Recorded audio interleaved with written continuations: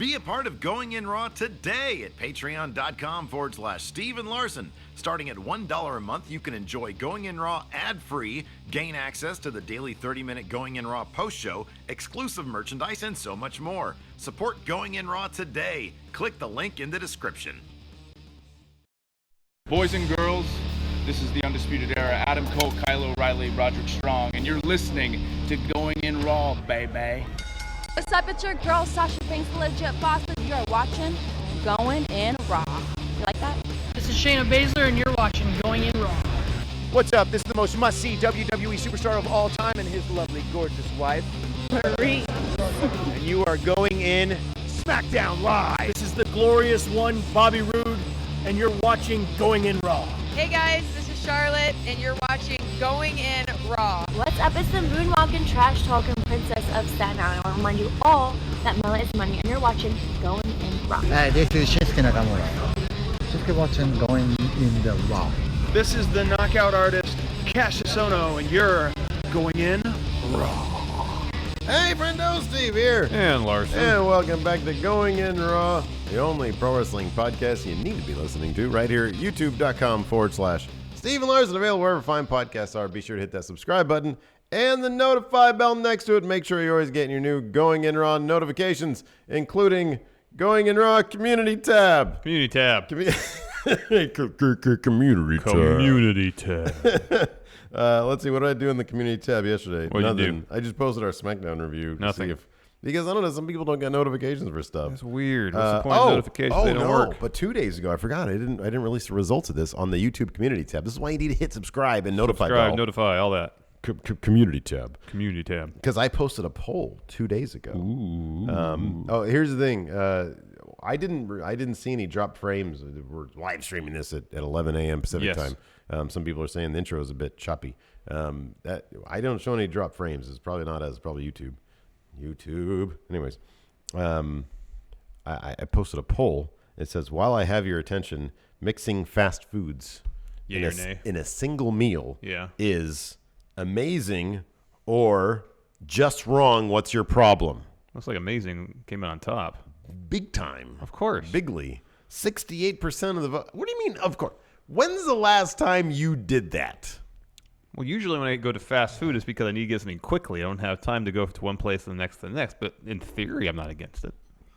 You seem to be against it, like in a philosophical. Deep. Yeah, it's there's a deep level. Rooted reasoning behind it. I don't get it. Oh man, it's just it's wrong. It just feels wrong. I don't think it is. 30. I mean, 30 some odd 8%, 32% of people agree with me. So I am definitely in the minority on that one. So anyways, yeah, that's what you got to do. You got to check out the community tab. Community tab. We're also, of course, on the Patreon at patreon.com/Steve and Larson. We have a wealth, a variety, a surplus of reward tiers. A bevy, thank you. A bevy of reward tiers starting at $1. Just $1. You would be so surprised at how far $1 goes. Very far. I'll give you an example. If we only had one patron and they kicked in $1, yeah, I probably wouldn't do a lot. But then if we had 10,000 patrons, they all kicked in $1. Ooh. Hey-oh, money bags. Yeah. So that's my goal. 10,000 $1 patrons? Basically, yeah. That being said, if you're a $5 patron, don't try to, you count for like 5 of those people. Yeah. So good for you. We did get some new patrons in as of yesterday. I'm going to read their names now because from $1 up, you get a shout out. I say your name. Today I'm going to read it like The Undertaker. Dan Astley, Shane the Shillelagh, Andrew Thomas will rest in peace, and Michael Valdez, I'll put you down like a dog. Today's the 1st of November, so we're going to get those we're going to figure out who I owe those Friendo care packages to. We'll pack them up. The ones for September are in my trunk. I got to take those to the post office today, so in the next couple days. Yeah, how about this? Lunch break. I got to run to UPS. You got to run to the post office. Either we can do it together, make 2 trips, or separately. I don't know. We can talk about that later, because right. During lunch I usually do all this stuff here. Oh, I know. I'll just probably do it on the way home. Yeah, Patreon is great. You know what else is great? Tomorrow, Friday, 9 a.m. Pacific, noon Eastern. That's right. It's not. We're not going to be live streaming the Crown Jewel stuff. Maybe we should just call our show "In Your House, Not Crown Jewel." There you go. That's it. There you go. You did it. You did it. We are going to be doing a very special super card. What is a super card usually, Larson? It's a card, but it's better than a normal card. Because usually in wrestling parlance, a super card means either you've got a bunch of like ridiculous top name talent, or you've got two promotions coming together. Yes. And that might be what we're booking tomorrow. More details tomorrow morning on our Friday show. We're going to upload our Friday show a lot earlier. We're going to record it today and then upload it early tomorrow. Because we're streaming tomorrow morning for a while, and then our Saturday show we're going to do right after that. Yeah, exactly. It's just a lot of stuff that we do. Well, we got to make next time. Week will be better. Make time for everything. Yeah, exactly. So yeah, lots of fun. And then Then we got a shirt. Friendomarket.com. Yeah, shirt. Where's that shirt? It's there somewhere. Where's the shirt? Like a dog shirt. There it is. There it is, like a dog. What a great looking shirt that is. We got that shirt. We got some stickers that go with it. I'll send you out a postcard. I never did get that postcard made of you like doing that Undertaker thing. Well, skip postcard straight to all over print T-shirt. Yeah, I'll think about that. I might just do like a normal shirt like that. Why do a normal shirt for an unusual image? I feel like the image is unusual enough. No, imagine the whole shirt looking like the background. That'd be amazing. What are we here to talk about today? No, this is what we need to do. Check this out. A hoodie. Okay. That's all over print, and it's full zip up. So if you want, then if you put your arms out like this, you can do the your pose. Arms are there too. Yes, exactly. I might actually be down with that. See, that's a good idea. That might be really cool. That'd be great. So we're here to talk about NXT, NXT UK, and of course 205 Live. We have a couple here super chats here. Yeah, first from Antonio Cornejo. Cornejo. Yes. Congrats. Sorry, greetings from Peru. Finally made it to a live stream. Welcome, Antonio. Greetings from Peru. RTGTZ. Larson, if you can mix fast food, what would it be? Wow.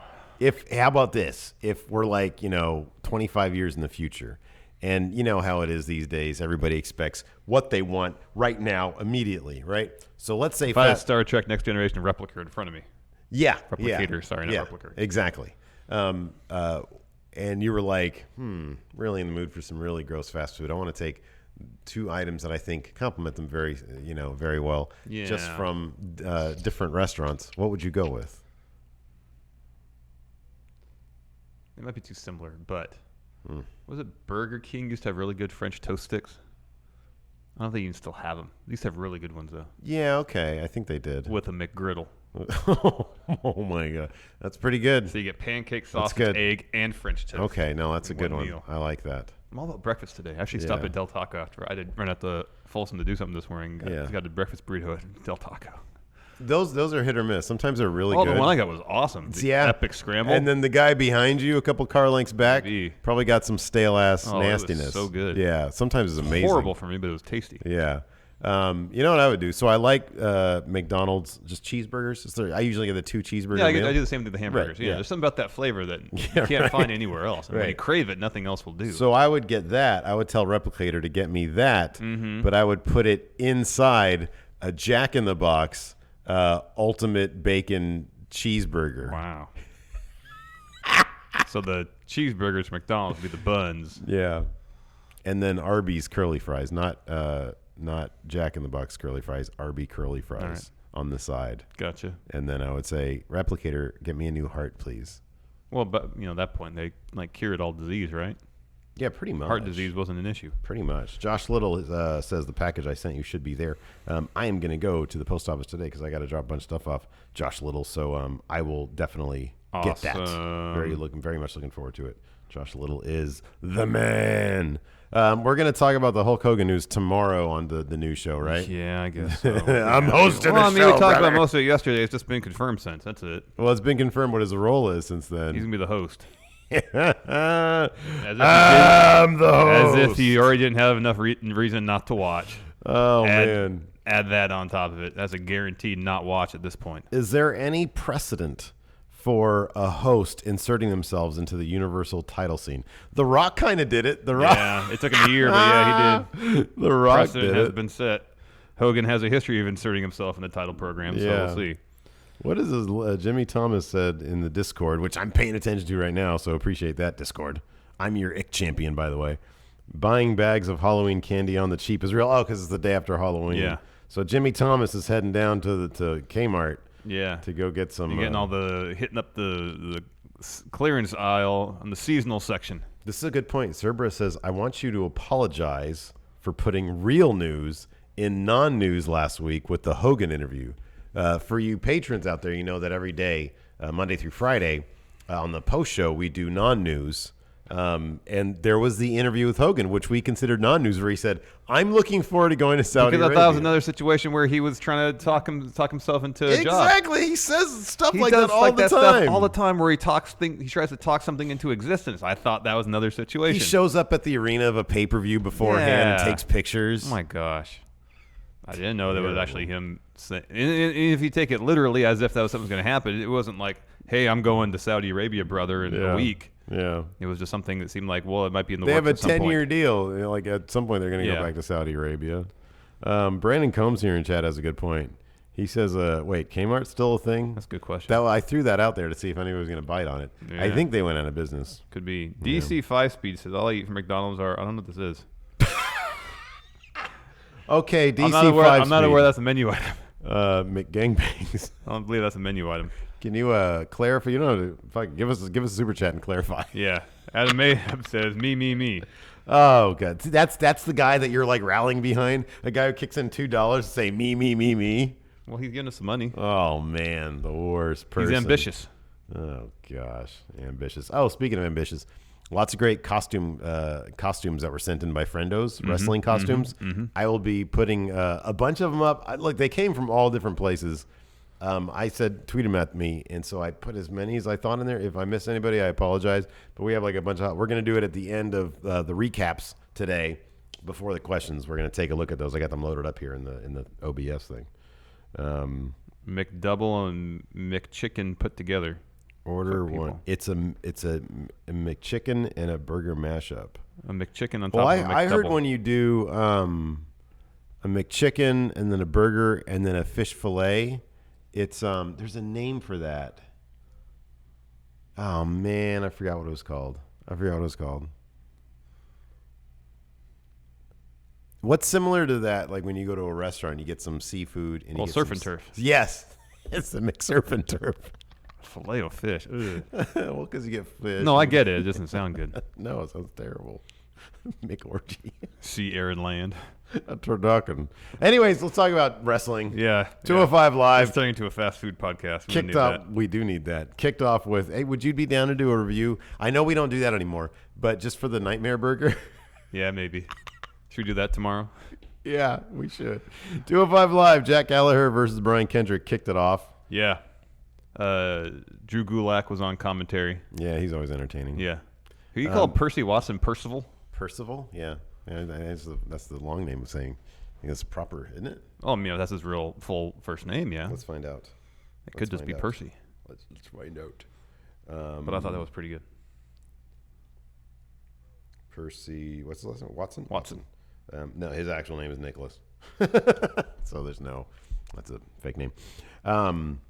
Yeah, I like that. Percy's getting have you noticed on the down low, Percy's getting really good at commentary. Yeah, he's good. He's getting really good. He was hammering Drew Gulak with questions and not letting him off the hook. Yeah. Asking, hold on a second. Because here's the thing, Percy was bringing logic to it. He was saying, hold on a second, Drew. You turned on Brian Kendrick right after Jack Gallagher lost a match. What's going on with that? And he was very good at like hammering these questions home. He wasn't stumped. He wasn't thrown off. Yeah. I was like, Percy, look at you. Yeah, that was awesome.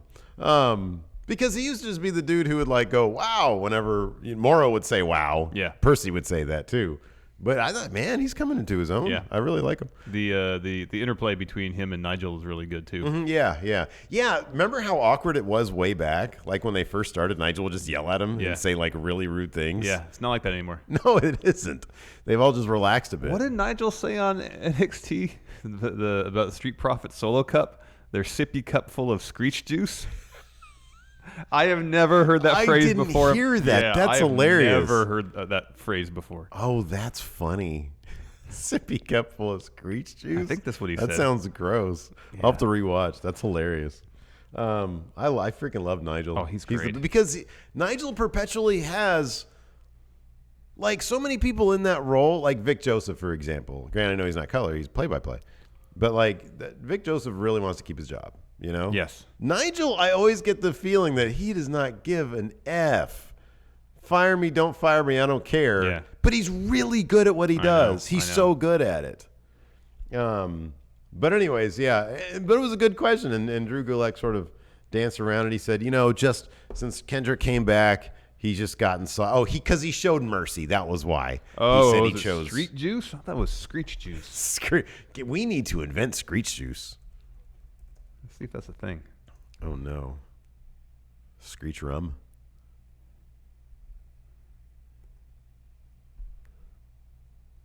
No, carry on. Oh well. I mean, this is according to Urban Dictionary. Screech is a homemade alcoholic recipe native to Newfoundland, Canada. Oh. I don't think that's what he was talking about. No. I think you misheard. That's a bummer. All I think of when I think of Screech is, Saved by the Bell. Yeah. And then, sadly, Dustin Screech could Diamond. be inferior whiskey or crude whiskey. It'd be cool if he did call it Screech Juice. Yeah. Dustin Diamond went and did some, like, gross porn. Ugh. Yeah. Pretty nasty. Anyways, we'll check the proper nomenclature after we're done here. That's great, Screech Juice. So anyways, Brian Kendrick got the win because Drew Gulak, he was trying to cause a distraction, get involved. Akira Tozawa came out of nowhere. Game JTV says new shirt incoming. This time it's Larson misremembering something. There you go. Yeah. Somebody get me some Screech Juice. Michelle, hook me up with that. It's going to be like Undertaker, but with not his face. Instead, it's like a skull and like solo cup with Screech Juice in it. Yeah. Or the Street Profits with skulls. As long as you swap somebody's face out with a skull, it looks cool, and you're free of copyright restrictions. Yeah, it doesn't look like anybody. And as long as you use a phrase that they've never used, but you popularize, you're good. Yeah. You're good to go. Totally good. So anyways, Akira Tozawa, he helps ensure Brian Kendrick's, let me get Kendrick's here. Kendrick picks up the win with sliced bread, número dos. Yes. Yeah. So good job, Brian Kendrick. Then now we're going to get more of a feud between the tag team. Absolutely. Of Akira Tozawa and Brian Kendrick. They have history together. They were doing lessons to each other. Oh, yeah. That was them. That was a long time ago. That was a long-ass feud, too. That was a long time ago. That was a decent feud, too. Well, now the student becomes the teacher. The teacher. Or they're just two teachers now. Well, they can both be teachers, I guess. Let's talk about Drake Maverick and Cedric Alexander backstage. This was weird because usually if you're a champion, you lose. There's a thing in your contract apparently that we've been led to believe that you just get a rematch whenever you want it. Drake Maverick is overreaching. He's not a very good GM. He's distracted by his duties on Raw. Obviously, he used to be good. Now he's not. Now good. he's not. He's distracted. Even though he doesn't do anything on Raw. Regardless, so Cedric comes in. And Drake says, I guess you're wondering about your rematch, given that you're not in this number one contender match tonight. Cedric goes, yeah. Mm-hmm. And Drake says, well, you're obviously in no condition to have a rematch right now. You've lost 3 matches in a row. Mm-hmm. And then Drake says, when I think you're ready for your rematch, you will have it. Why didn't Cedric immediately lawyer up? No, he should have lumbar checked him. Yeah, that too. And then got a lawyer. Yeah. And said, hey, contracts are contracts. You know what? I've got a rematch clause. Idiot. Yeah. He says, when you're ready. When you're ready. When you're ready. Well, I'm ready now. I'm ready now. Here, I'll go lumbar check someone out in the ring or not. Or no. Ooh. After that, we had Grand Metalik versus Vacant.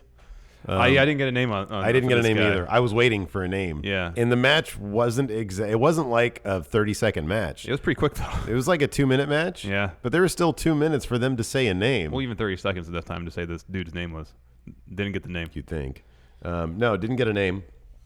Grand Metalik went over. He did a bunch of cool stuff that he does on ropes. King of the ropes, he is. King of the ropes. Culminating with a top rope elbow after walking on the ropes for a little bit.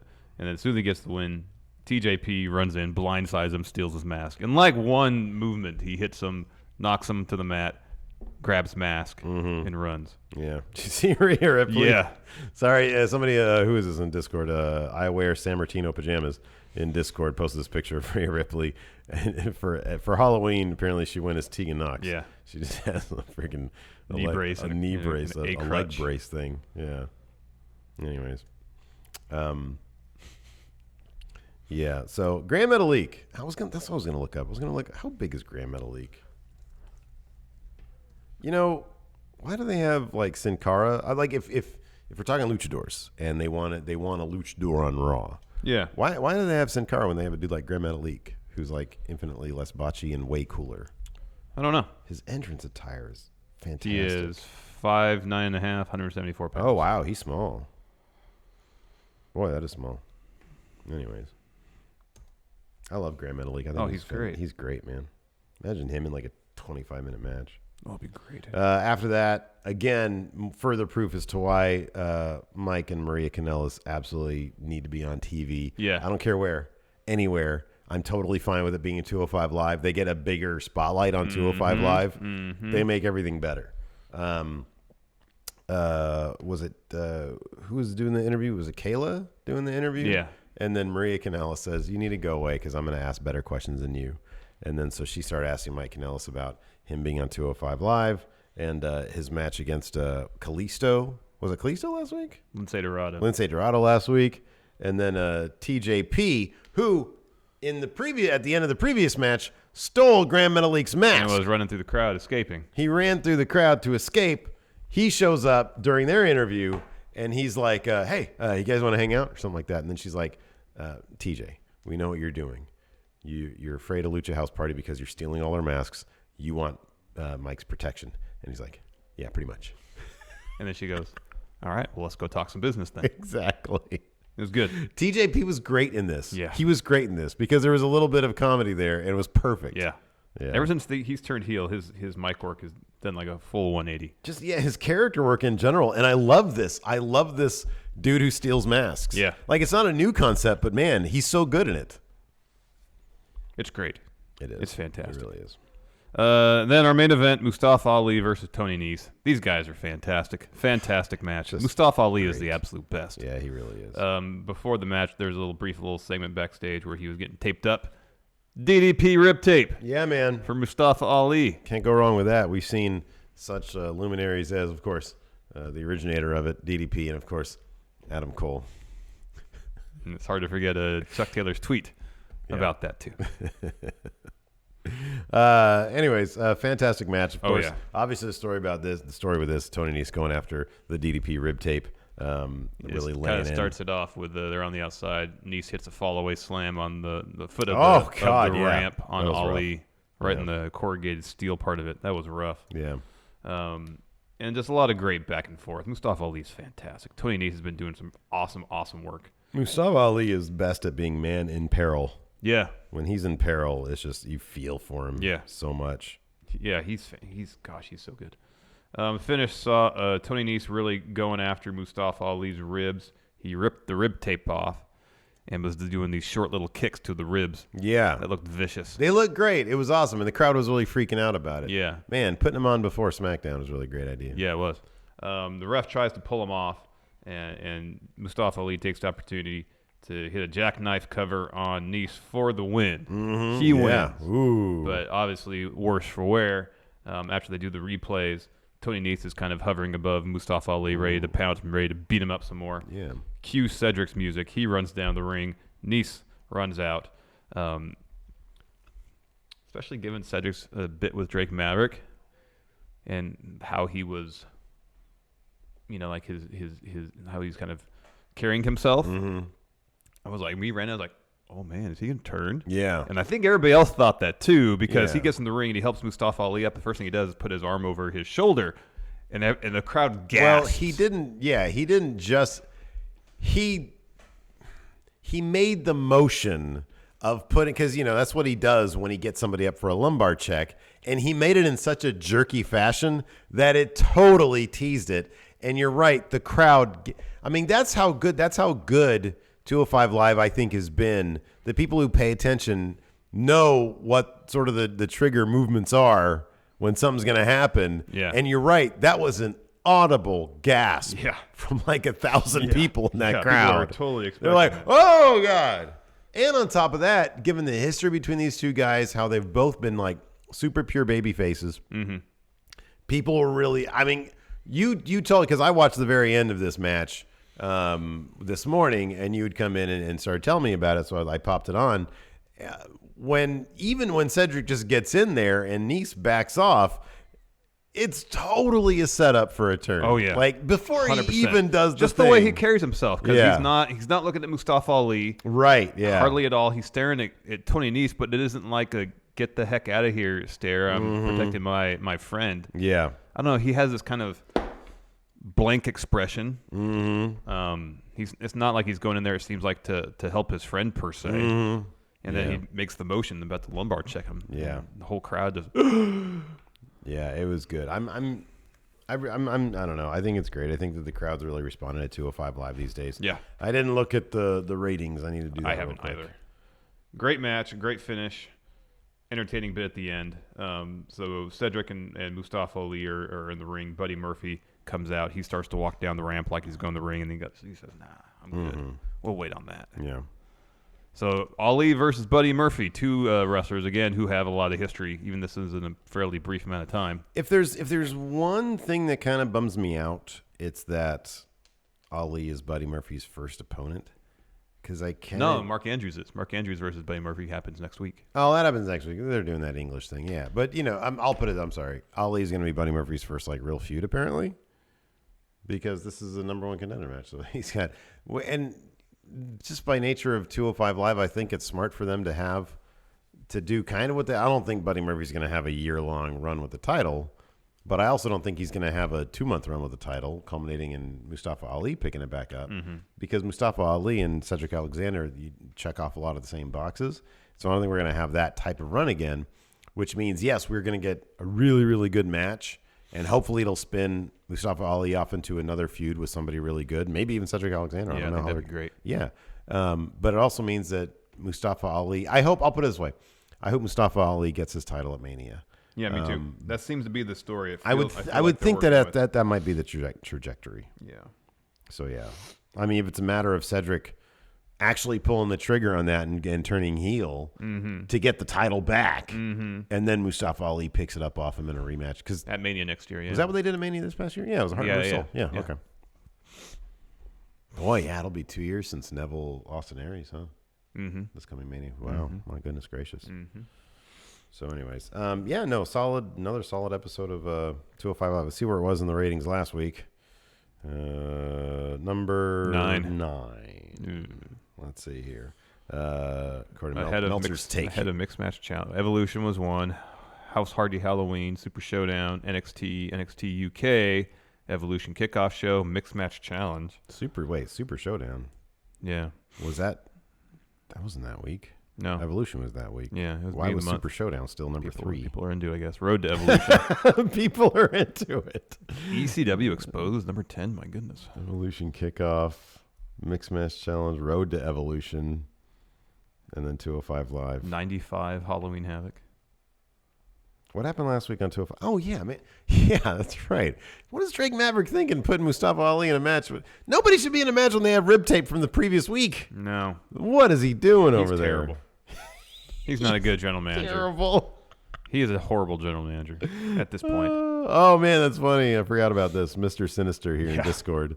Dustin Diamond Dallas Page. He did with the rib tape. That I drew from his win. Yes. In chat trivia. Let's talk some NXT. Yes, please. No, NXT or NXT UK? NXT. Okay. We're going to conclude with NXT UK. That's what we did last time. Okay, cool. Last 2 times. Whatever. Show kicks off with Nikki Cross taking on Mercedes Martinez. Mercedes Martinez looks like dumped Nikki Cross right on the top of her head at one point. Yeah, it did. I hope they sign her, though. She's great. Oh, she is great. I think she's fantastic. Those belly-to-back suplexes she did. Ow. Yeah. Well, yeah, and if you look at Nikki Cross after this match, she had a bloody nose. She was beat all to hell. Man. Yeah. Yeah. But she won. Yeah, no, she totally won. I love that, too. And then Candice LeRae, by the way, she couldn't... she would need like a ski mask to look more like a bad guy. Yeah, she had. At first, I didn't even recognize. I was like, who the hell is she has that? a new hairdo. She's got bangs. A new hairdo. She's wearing black jeans, black lipstick, black shirt, and a black shirt. Yeah, but she still had red shoes. Yeah, and she was antagonizing Nikki Cross, saying, "Why are you doing this to us? This is our family. It's our family. Why are you doing this to us?" Which is like the most heel thing you can say. Why are you doing this to us? Oh, don't be annoying. Getting back to the match really quick, though. Yeah, it was a really fun match, really physical. Oh, yeah. At the end, when Nikki Cross went over, they were both in the ring, and Nikki had like a really menacing look on her face, and then she had a smile. She turned it to a smile and said, "That was fun. That was fun." And Mercedes Martinez was equally kind of into it and also really creeped out. And then the Candice thing happened. Yeah. So Candice starts like, talking crap to Nikki. Nikki's just laughing at her. Nikki walks up the ramp laughing at her. Candice stays in the ring. Aleister Black comes out, sort of walks Nikki down. Nikki backs off. Yeah. She leaves. Aleister Black gets in the ring and gets in Candice's face, which at that point I really wish Candice would have done like a Hurricane Runner or something like that. I know. I want to see them fight. I know. That's what I want to see. And he's like, "Where's John?" Now, here's the thing. They weren't mic'd. Yes. I was trying to read lips. Yeah. And I'm sure he said, "Where's Johnny?" Because later on when he said to talk to William Regal, he said, "Where's Johnny?" I find it funnier if he said, "Where's John?" I know, because that's what I was like, did he just say, "Where's John?" I'm not a good lip reader. Here's the thing. No, would make that even better is if backstage Candice refers to him as John, not Johnny. I know. So it's like a sense of familiarity there. I know, exactly. It takes it home. No, John. John's not here. Yes. John's gone. John's gone? John's gone. He's going to be John's gone. John's gone. John's gone. So yeah, everybody's like, "Ooh," and then he says something like, "John's going to be gone when I see him next," or something like that. Well, yeah. Candice kept saying Johnny's not here. Yeah, he's not here. He's not here. He's not here. Not here. I don't know where he is. Not here. I know where he is. You like my new hairdo? I put on black lipstick. Is it obvious? I'm a bad guy now. Like, that's the most. Like, she literally just went NWO. Yeah. Yeah. Remember, like, in between Bash of the Beach 96 and then them getting the logo, there was that period where all Hogan was wear black. Yeah. It's probably like maybe a week. Yeah. It felt like an eternity, though. Like, why don't you have that logo ready to go when the turn happens? Right? They probably didn't have a name for the faction at that point. Well, because later on he said, "It's the new world order of wrestling." A professional wrestling brother. Yeah. Oh, man. Next. How'd they stumble into that amazing logo, though? That was pretty good. I don't know. It was great. That was really good. Next, we had a really good match, really fun match between Street Profits and the Mighty. Yep. Was this their blow off? Because they got their sippy cups back. Yeah, they got the Screech juice or street juice, whatever the case may be. No, it's Screech juice. And their necklaces. This is a lot of fun. Street Profits are great. The Mighty. This is how the Mighty should have been booked from the beginning. Oh yeah, I know. I mean, you can be opportunistic without being cowardly. Yeah. And the last time they beat Street Profits, it was opportunity. Yeah. They weren't cowardly by any stretch of the imagination. Well, they were cartoonishly cowardly. That's the thing. You can even be like a little bit cowardly. Like Edge at his heel best, he was a bit on the cowardly side. Oh, he was, but he wasn't afraid of a fight. Right. And that's what it seemed like with the Mighty. They were afraid to fight. Exactly. And that you can't take anybody seriously if they're in a profession which requires fighting and they are afraid to do that. And they don't want to do that. It's hard to take them seriously. It's like being a roofer who's afraid of heights. Yeah, pretty much. No. Yeah. Not the profession for you if you're afraid of heights. Or a window cleaner. Yeah. Oh yeah. That's terrifying. Or a guy who has to go up pole and fix power things or cable things. Yes. Or work for the sewer and you're claustrophobic. Oh yeah. Ooh, that'd be bad. That would be bad. Yeah. Anyways. Or be afraid of flying and try to be a pilot. Yeah. Of plane. Yeah. William Regal interview. He was hovering near his office. Oh, we did say Street Profits picked the win. Montez Ford pinned Shane Thorne after an awesome frog splash. And then Montez got his little necklace back and he did the thing in the audience. That's great. He did like a hula hoop with his necklace on his neck. Yeah, it was great. Great. William Regal interview where he says, "I've made the decision. Tommaso Ciampa versus Velveteen Dream at War Games," which of course was going to piss off Lars Sullivan, which we saw later. He didn't really explain how he came to that decision, though. No. To exclude Lars Sullivan. Maybe he saw Lars Sullivan get faded to black again, at the end of the last Got week's segment. dropped quickly. Dropped. It was like, oh, I don't believe he has the jaw for this match. So it's a Velveteen Dream. We'll do that. Yes. And then Aleister Black comes up and says, I want John. I want him. And he's like, well, you get John Gargano. I told Johnny to leave the premises immediately. I told John to leave. You got to get out of here now. But you get him at War Games. Aleister Black versus John Gargano. You'll get your pound of flesh. That's what he said. Yeah, you'll get your pound of flesh. Next. He says at War Games he'll fade to black. His career will fade to black. Snake Man Aleister Black. And then we had Lars Sullivan.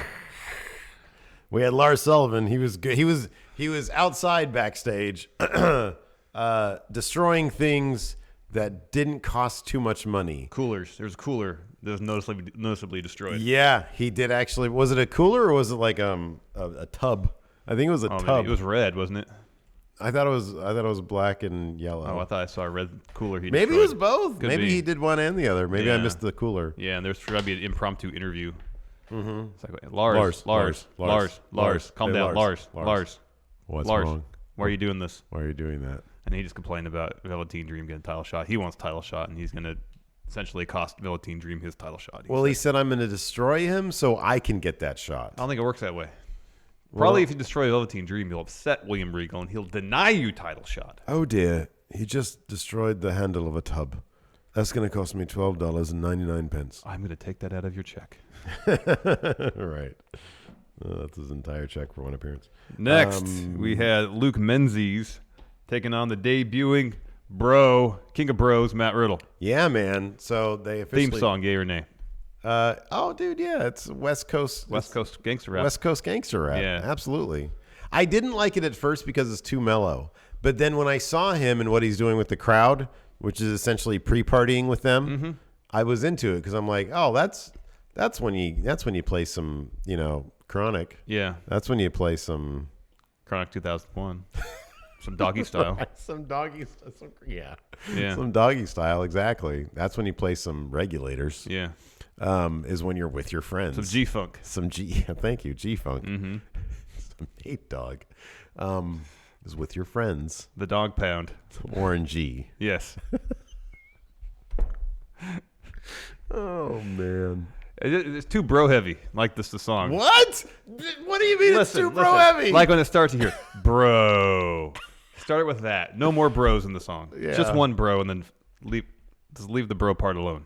Oh, wait. Wasn't there just the one? No, it happened as there's huge intervals between it, but there's whatever the song loops. I'm guessing. Yeah, they just have it looped. Bro. Oh, by the way, I've done it for the post show today for the bonus episode for $5 patrons. I have our new theme for Ambrose, right? I have exported Dean Ambrose's theme backwards, which should be his new heel theme, and it sounds great. Yeah, it sounds awesome. Very menacing. Yeah, it is. It's good. Anyways, West Coast rap is not. It's not menacing, but it fits Matt Riddle. I mean, the lyrics can be menacing, but it's just really chill music. Yeah, it kind of is. Yeah. His Titantron needs a little work though. I'm telling you, man, they don't know how to do that. Well, like Kairi Sane's looks really good and super professional. Yeah, okay. Like some of Shayna Baszler's looks really good. Okay, all right. There's a few that look really good. Yeah. And then there's some, like Roderick Strong, his first 5 Trons just look like templates. And I think I heard somewhere else, Full Sail is a learning institution. It's a college. And I've heard that the students will work the production of the show. I don't know if they're doing any of the assets. Apparently they're doing. And if that's the case, I understand. It's a learning process. I understand that. Yeah. But it's supposed to be a professional product too. Let me ask you this. What? And here's the thing too. On main roster, it's not like the Trons are out of this world across the board either. No, they're not. These days are so lazy. Like the DX one, it was just DX's sign. Oh, I know. Like Braun should be able to. His should be awesome. Yeah, I know. And it's just his name. Poorly animated. Like Bob Lashley's Tron is really good. Neville's was really good. Yeah. Baron Corbin's first one was really good when it was like a city, but then it was all faded to black. Yeah, that was or great. That was cool. Yeah. Like darkness descending on a city. Yeah, Let me ask you something though, because that begs a really, really good question. Undisputed Era's Tron, professional or not? Was that a student or not? Well, I remember when we first saw it, we thought this has to be a placeholder. Right. But Adam Cole's is really good. His individual one is really good. It has like the battle zone type stuff. Yeah, so does regular Undisputed Era's. I think it does. No, it's still it has the Undisputed and it has like some sort of mechanism that closes and then it says Era. It's the same one they've had forever. Yeah, but none of it's good. Even the Adam Cole one is like... I like the background's cool. Okay, here's the thing. It's cool, but it does not fit at all. Oh, no. But it fits at this point because it's so random. It fits at this point because... based on the strength of Adam Cole's personality. Exactly. And same with the Undisputed Era's one. While we're on the topic of graphics, they changed the graphics for TakeOver, and I don't like it. They're not as good. Oh, the little graphic things where they don't like glitch out the people? No. Yeah, they look cheesy now. Because it's had the competitor stand in front of a green screen, and they have the background, and then you have part of the text behind the part in front of them. They didn't do any of the footage of the competitors. They didn't dick with the footage at all and make it cool and glitchy and black and white or scan lines or anything. No. I noticed that too. They're just like, hey, what's up? The font's not that interesting. It's a step back. The TakeOver stuff was awesome. It was the best graphics. It was the best graphics it WWE really had. was. And now it's gone, and it bums me out. I don't like sounding negative, but oh man. Hopefully this Matt Riddle Titantron is a placeholder because like when he first walks in the arena, you want to get the crowd excited for him, and the song doesn't do that. Not really, but it's got a good groove to it. You get into it eventually. But you got to have that Tron. The Tron's got to hit. Yeah. It's got to hit. And you got I recognize the font. What is it? Like, it's not Times New Roman. It's it's something bad. It's something fairly generic. Super generic. Yeah. It's like the thin Arial font or something. And it's got to be something distinctive and it's got to hit. Cuz his like especially his suplex apparel stuff is so well designed. Okay, you know what? Yeah, I know it is. You know what Undisputed? I just realized what Undisputed Era's theirs and Adam Cole's are like students dicking around, really happy with their stuff, but it's still not even close to what they should be doing like in 5 years. Mm-hmm. But it's good enough. Like Shayna's looks like a finished product. Shayna's it does. Is really good. She's ready. Yeah, hers so is is ready Kairi Sane's. Kairi Sane's is really hers good. Is ready for Maine. I thought Ember Moon's hers was simple in NXT. Hers was good, yeah. But it was really good. Yeah. Anyways, Matt Riddle went over. It's always fun to see Matt Riddle in the ring. He's so good. Oh yeah, he's he's the best. He's the best. And that bit when he walks, he gets stuff. He walks down the ring. He's got his flip flops on. Yeah. Oh, that flip flop kick. Yeah, he kicks his flip flops off, and one of them lands right in front of the camera. That was great. Oh man, that was great. Yeah, he beat up Luke Menzies. He's pretty good with the bro mission. Mm-hmm. We didn't see a bro to sleep or a bro stone though. Yeah. Let's see if he's allowed to do that stuff. I wonder if Riddle did his own graphics because like his shirts were always terrible. Yeah, like not his suplex. His pro wrestling T-shirts were always really bad. Yeah, yeah. But it's like it was just like what it was. It was the thing that black and white, like the color scheme, just wasn't that interesting. Yeah, yeah. No, it looks like somebody took their phone and they just filmed their screen. Yeah, and they spaced out the lines. Anyways, after that we had a post-Evolution interview with Shayna Baszler, Marina Shafir, and Jessamine Duke. Yeah, and Baszler didn't really say anything too revealing. She just said, "Yeah, I told everybody I lost that other match. Mm-hmm. She didn't beat me, and I made sure that didn't happen this time around." And so, but then you hear this really sad, like puppy dog screaming. Oh, it's like a wail. Oh God, it was terrible. She's like, Shayna! Yeah, and it's like the camera goes over, and it's like Kairi Sane all beat to hell. And then like she's screaming and wailing away. There's like a producer saying, "Not now, okay, not now," because she's like coughing, like she's choking. Stuff. Oh, it was terrible, man. It was. She needs to go into the hospital or something. Yeah, that was just. It made her look really bad. Like it made her look really weak. It kind of did. A plaintive wail from the former NXT Women's Champion. Right. Yeah. Man, you need to go do what the man with no name did. Go into the cave, heal yourself. Heal your injuries. And destroy everybody. And then come back to the town in Italy, probably? No, there's southern Spain. They shot him in Spain. In Spain, that's right. And then the other one?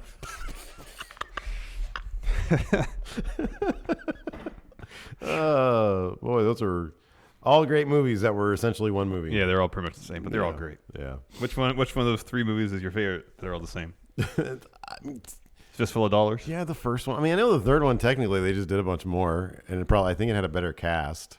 Yeah. Wasn't like Lee Van Cleef in it or something? Yeah, Eli Wallach. Yeah. So that was probably the best one. Good, Bad, and the Ugly. Yeah. Yeah, that was good.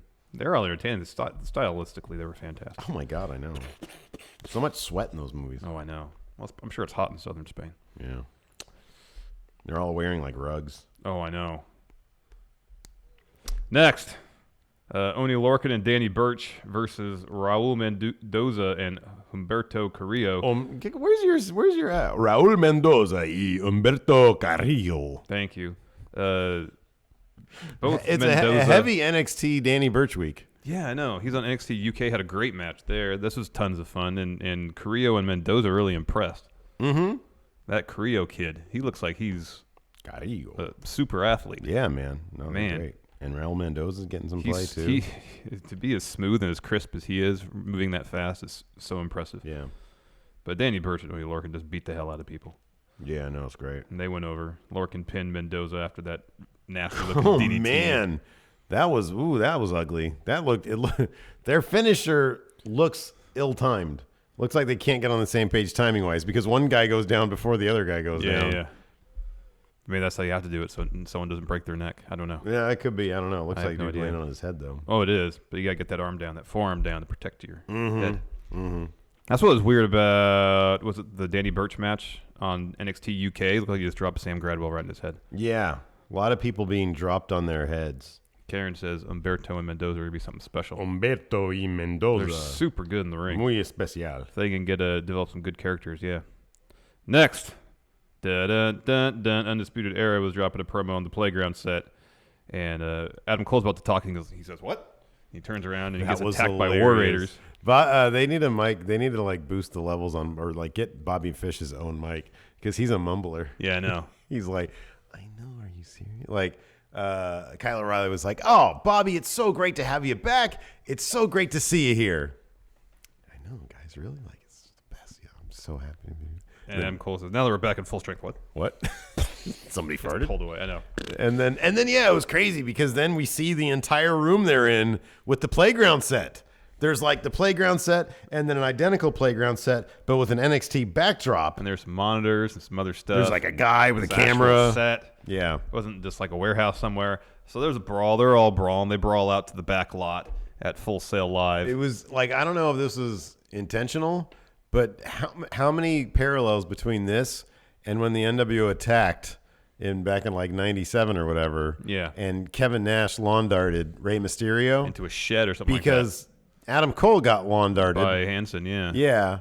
And then it just, the whole thing felt as chaotic as that. Mm-hmm. It was great. It was awesome. pretty. It was fun. Yeah, it was a lot of fun. Ricochet appears out of nowhere, runs off a table, flies on everybody. But it was funny because as he was running, like I think it was Roderick Strong was walking pretty much parallel to him. So Ricochet lands on, I think, Hansen, Cole, and O'Reilly, and he stands up, and Roderick Strong's pretty much parallel with him. And is just continuing walking forward, completely ignoring the fact. Like, he should be able to see that everybody just got knocked down. I totally didn't notice it was funny. that. I totally didn't And so notice Ricochet that. goes after him. That's hilarious. So they all brawl. They brawl back into the arena. They get back in the ring. Everybody's brawling. Undisputed Era eventually gets the upper hand because Bobby Fish brings the chair in. I like that Bobby Fish tried to like escape by like trying to open a door. When the handle was obviously unlocked, but he just wasn't open. Well, then also right next to that door was a gate that was halfway up. Crawl under that. There's too much going on, man. He sees door. He needs to get through it. I know. I'm not here for half open gates. No. Is it half open? Is it half closed? What am I doing? I could try to escape. It could close on me. Anyways, Undisputed Era in the ring. Bobby Fish brings a chair in the equation. They get the upper hand. Pete Dunne comes down. Everybody starts brawling. William Regal, Principal Regal comes out. Yeah. Headmaster Regal. This is not how this match is going to go down. No, all of you are going to be inside of War Games. And then they all freak out. We get the, a year later still. Oh, nothing tops that one. Nothing tops Adam Cole going, War Games! War Games? And then he said, I think somebody said something like, I didn't like this the last time, or I don't want to do this again, or something like that. In chat. It was Bobby Fish that said that. Okay. I don't want to be in War Games again. I want to do this again. Just got back from my injury. God, it's hard to believe it's been a year. I know. Man. Boy, time flies. Really does. Let's talk NXT UK. First match of the show. Hey, by the way, Undisputed Era totally goes over to War Games, right? It wouldn't make sense. It wouldn't make sense for the guys who aren't really affiliated beyond the tag team, to win at War Games. No, I see it's that. Got to be Undisputed Era. Yeah, I don't know, because neither member of War Raiders are taking a pin, so they require Ricochet or Pete Dunne taking the pin. Ricochet just pinned Pete Dunne, so I don't see him taking the pin again. So it would have to be Ricochet taking the pin. Yeah, it could be. Yeah, he can take a pin because both him and Pete Dunne, they're both champions. Yeah, and Ricochet's been on a hot streak, so he can take a pin. NXT UK, Trent Seven versus Saxon Huxley. Battle Cat, is that what they call this guy? Yes, I think. And then like the crowd chants like something like Starcat Jesus or something like that. Yeah. That was funny. I love the British crowd. Oh, during the main event, it was fantastic. They will entertain themselves. They'll just like, look, even if it's a great match, if it's a crap match, we're going to have fun. Doesn't matter. Oh, it's so great. And they chant the most random things. Oh, especially during the main event. During the main event, yeah. This is a fun match. Huxley had a promo beforehand. I kind of remember him from the first tournament. Yeah, me too. Only because he's got the cat thing going on. Yeah. But Trent picked up the win with a burning hammer. So good on Trent. Mm-hmm. Fun match. Yeah, no, he's fantastic. Next, we had a brief Coffee Brothers video package. Oh, Karen makes a good point here in chat. She says Undisputed Era is not going to win if they're getting called up. But that's like Mania. It wouldn't be till after Mania. Yeah. I don't want them to leave already. I don't want them to leave at all. I know. Undisputed Era are NXT. So yeah, like you said, Trent won. We got a Coffee Brothers video package and then a Flash Morgan Webster interview. He's all in on this mod thing, isn't he? It's like too much. It's too all mod. encompassing. It's too mod. You need maybe he's a time traveler. I don't even think people in the 60s were as mod as he is. Yeah, I think he's sort of overstating how mod people were. Could be. Like people are multidimensional. Yeah. They're not just gimmicks. Yeah. He needs to lay off that a little bit. The parka, the heavy coat seems a bit much. That has to get hot. Not in England, dude. Are you kidding me? They're in England. But inside, you don't need to wear that inside, do you? Well, I understand outside. This was taped like 6 months ago. Yeah. I'm just going to see what the temperature is like in London right now. I don't think it matters what time of year. He's still going to wear that giant parka inside. Am I wrong? Why do I have Detroit on here? I don't know. Get out of here, Detroit. Next. Why is the weather app limiting the number of cities I can have available to me on a moment's notice? That's horrible. Mark Coffey against Flash Morgan Webster. Another fun match. Flash Morgan Webster does some fun stuff in the ring. God, right now it's 48 degrees. So it's fine if he wears that outside. Yeah, totally. High of 60, low of 50. Yeah, outside, totally. But they're that's like a heat wave for them, man. I like Flash Morgan Webster because number one, he doesn't look like a wrestler. He's like the least intimidating. He looks like a normal dude. Just like an average guy. like and not just like super average on across the board. Yeah.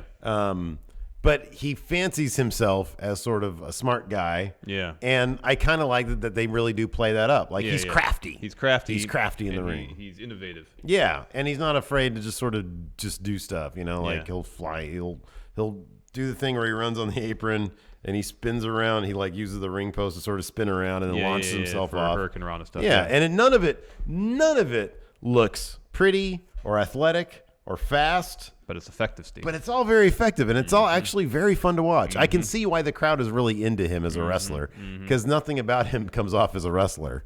But he is very fun to watch. It's just, the mod stuff it's a lot. It is. It is a lot. Yeah. He picks up a win over Mark Coffey, winning with a crucifix pin. Afterwards, Coffey brothers are attacking Flash, and then Mark Andrews, Steve's favorite, and Travis Banks come to the ring to make the save. Mm-hmm. Yeah. I wish Travis Banks was a heel. They're all those guys are really small compared to the Coffeys. I really wish the Coffeys would have just been like, what? Fine, bring it on. Come on, like I can. It's like who would you rather fight?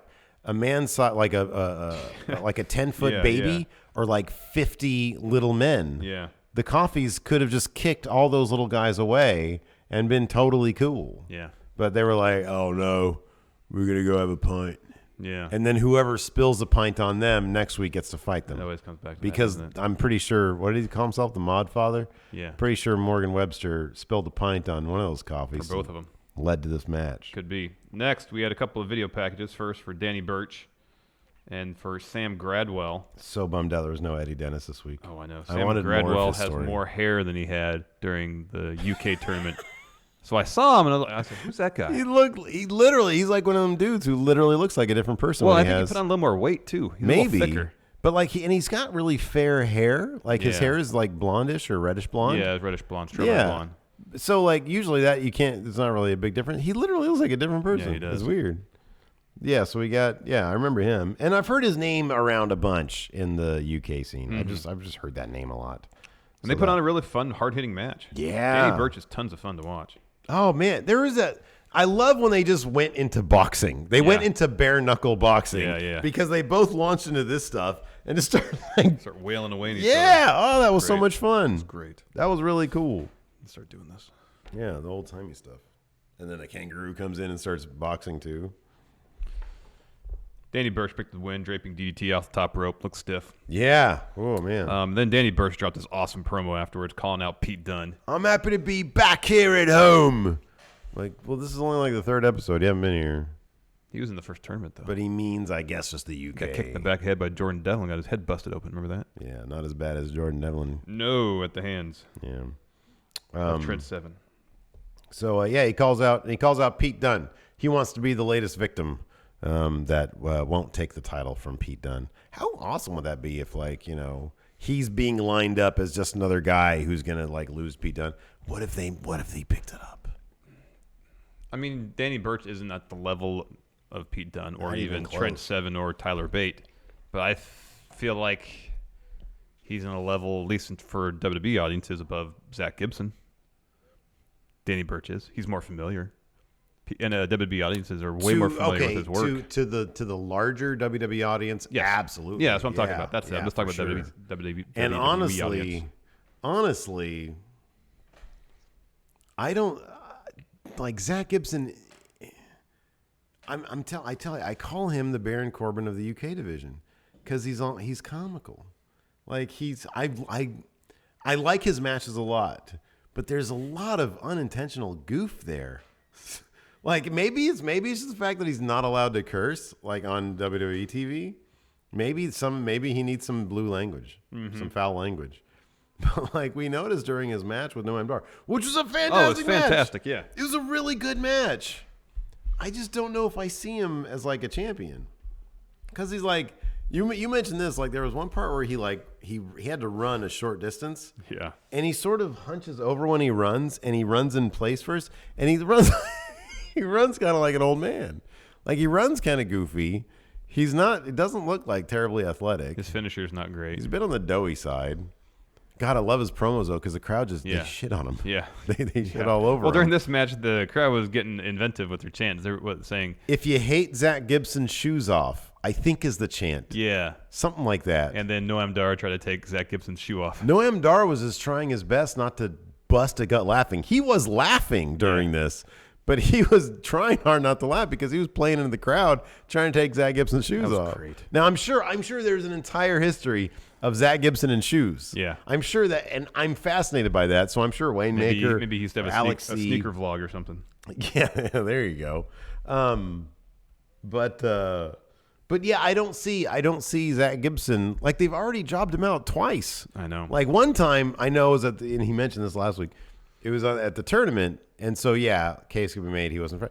But then he like as fresh as can be at that NXT Takeover pre-show match or the whatever match. The NXT TV one before Yeah. Takeover. I know, man. So there's no like to me there's nobody, and I think Danny Birch. I'm just saying this. Danny Birch would be an interesting guy to sort of hold that title if they want Pete Dunne to just do the NXT thing because he's obviously firmly ensconced in NXT. And so Danny Birch is, like you said, he's a guy who's known to everybody, and they would all be great matches. Yeah. Whoever eventually takes it on, I don't know. But there isn't anybody right now in NXT Here's the UK. thing about Danny Birch. The phrase transitional champion kind of has a negative connotation to it, I think, sometimes. But he would be the perfect guy to put that belt on for 3, 4, 5 months that can hold it down, put on really good matches, keep that belt relevant while they develop someone to eventually become the next face of the division. Yeah, yeah. I think that'd be totally easy to do. Have it be him versus another old guy, Trent Seven. Oh, that'd be great. You know? Yeah. And then have like if that precludes Mustache Mountain from getting the tag titles, put the tag titles in the Coffee Brothers because that's a great tag team right there. Man, they're super double tough. Yep. Anyway. You got some Halloween costumes to show off there? Yeah. Oh yeah. So Zach Gibson, he went over. Oh yeah, with some movie called Helter Skelter. Yeah. Again, he's Liverpool's #1, and he names like all his moves after Beatles songs. They're just gonna get you over, man. Do you know what the Beatles are best known for? It was putting smiles on people's faces. Am I wrong? No! They literally have a... Why doesn't he come out to All You Need Is Love? I know. You know? Good day, sunshine.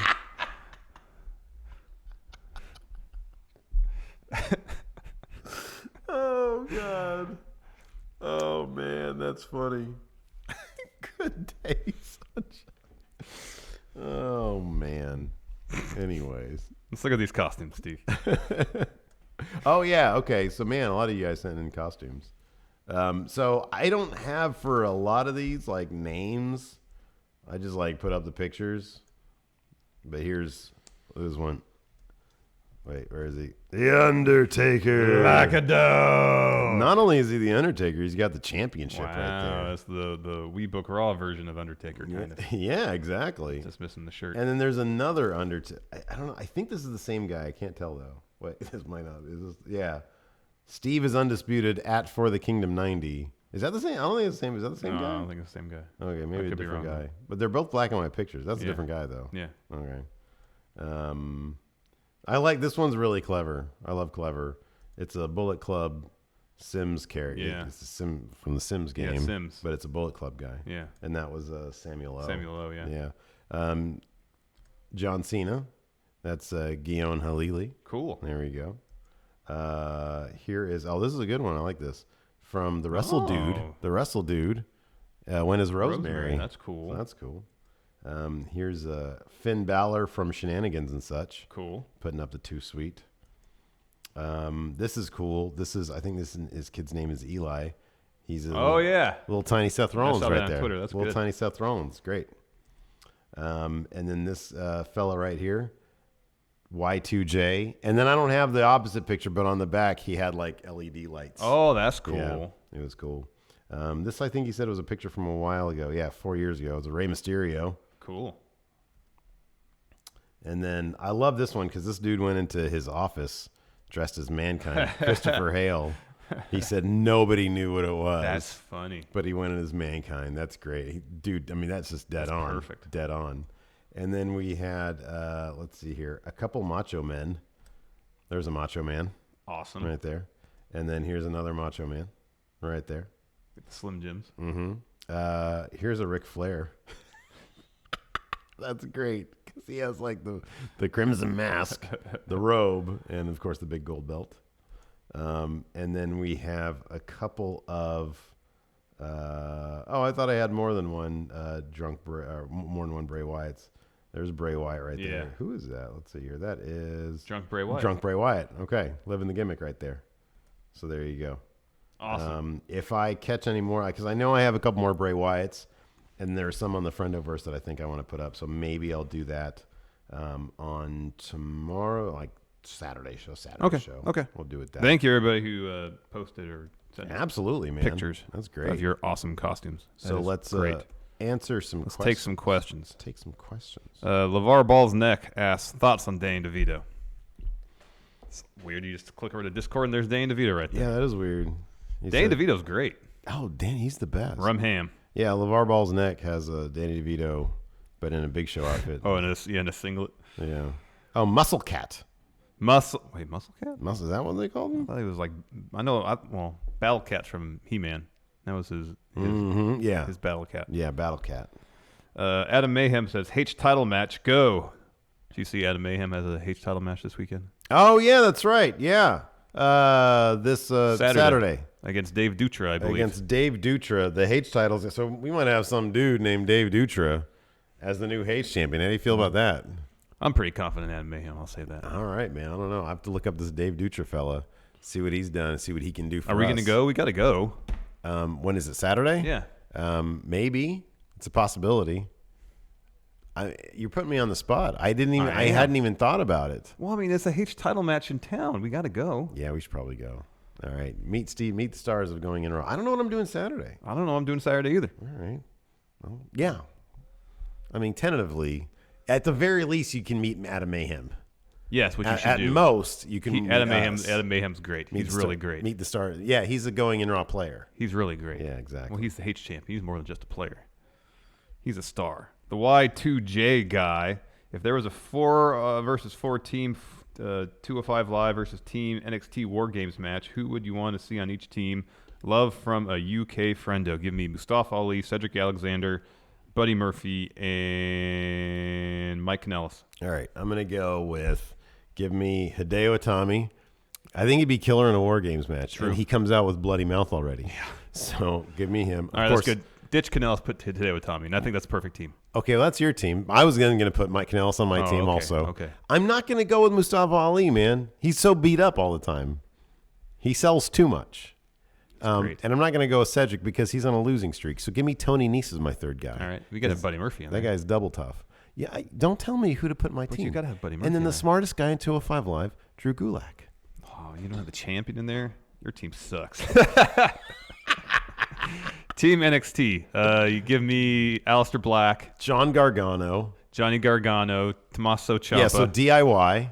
Yeah, heel DIY, Aleister Black. I want DIY and Redragon. Oh, okay, that's what I want. Oh, just Undisputed Era. They'll work together. Undisputed Era. A cohesive unit there. Exactly, yeah. Austin Luff. My family is from Newfoundland, so I popped super hard when you said Screech. Let's see here. Shane the Shillelagh says, hey, Stephen Larson, I'm a first-time question asker and happy to be a patron again. What would a Cassius Ohno faction look like in NXT? There was a Fallout video where Riddle and Keith Lee were walking down the like backstage area, and Cassius Ohno is just hanging out there, and he starts like giving them. He's like, "Oh, look, it's William Regal's new toys. I can't wait to, I don't know, do violence on you or something like that." And Matt Riddle said, "Bro," and then they just walked away. And then Keith Lee did this. He said, "Bro," and I was like, "Hold on there, pal." That's a nod to Moose. It's a Moose thing. Adam Mayhem tweeted out. He said, "Moose in NXT confirmed." I was like, "No, Adam. God, why aren't you preparing for your match right now? Some guy named Dave could be the new H champion if you're not careful." Some guy named Dave. The Unprettier. It's my birthday today. Throw up an Undisputed Era. Here. Birthday. Oh, you did it literally. Good job.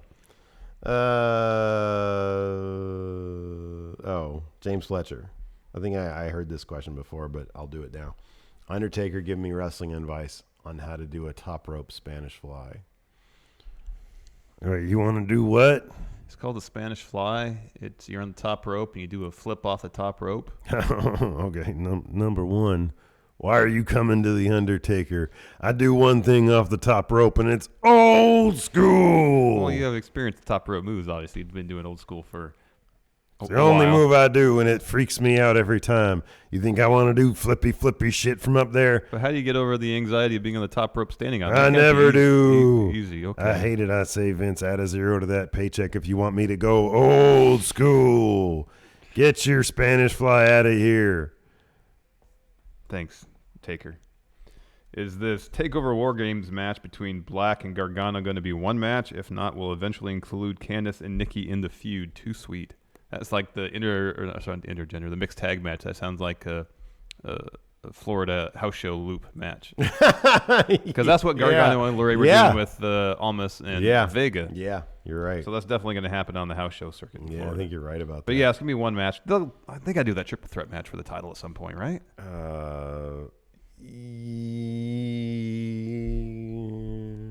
Unless Vince finally watches and says, "Whoa, who's that really cool looking guy with all the tattoos?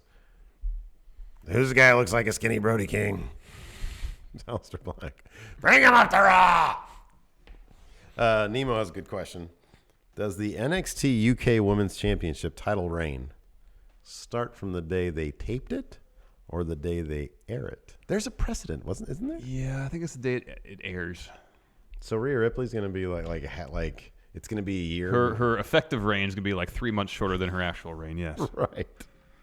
But then she defended it before her Evolution. actual reign is going to be like probably a month. Well, I don't know. She'll probably have it for a while. She's really good. She's really good. She is really good. Kevin Jenkins, who has the best Titantron? Should Titantrons have bits and pieces of matches in it like it used to? Thanks, yes. I don't know why they stopped doing that. Yes. I'm so tired of just a logo doing this. Yeah. Man, do something. Just get an editor. I mean, you got a graphics person just putting all this stuff together. Yeah. Splice in some video footage. Can't be that hard. You can do it all in After Effects. Dorian Moore, hey guys, there was 2 NXT UKs yesterday. What? We only watched 1. Oh my God, he's right. I remember hearing about that. Why are they making us watch more wrestling? I totally forgot about that. Somebody noted, I think on the newsletter or something, or no, on the daily update for Meltzer, it was like, yeah, there's one scheduled for 4 and one scheduled for 5. No, 12 and 1. Oh my God. Pacific. There's so much wrestling. Sorry, I don't know. Yeah, I liked it. How long did it take for anybody to mention that? 12:01, so 15 minutes ago. Oh, okay. That's too much. It's a lot too much, man. DC 5-speed Mustafa Ali recently reminds me of Daredevil in season 3, always battle beaten. I haven't seen season 3 yet. Wait, there's a season 3 already? I haven't seen any Daredevil. I didn't know there was a Daredevil season 3. Thought there was on season 2. I haven't seen any of it. And then did all the other stuff. Yeah. Maybe it already came. Maybe it just came out. I don't know. Penultimate Tommy Wiseau. Steve and Larson are burglars, like Marv and Harry from Home Alone. All right. Well, number one, which one of us is Joe Pesci and which one of us is Daniel Stern? I feel like I'm grumpier, so I should be Joe Pesci. I think you're right about that. I was going to be Daniel Stern. Which wrestler then is most likely to be our Macaulay Culkin? That'd be Marco Stunt. Yeah. Right? Yeah. Tall, tiny guy. Yeah.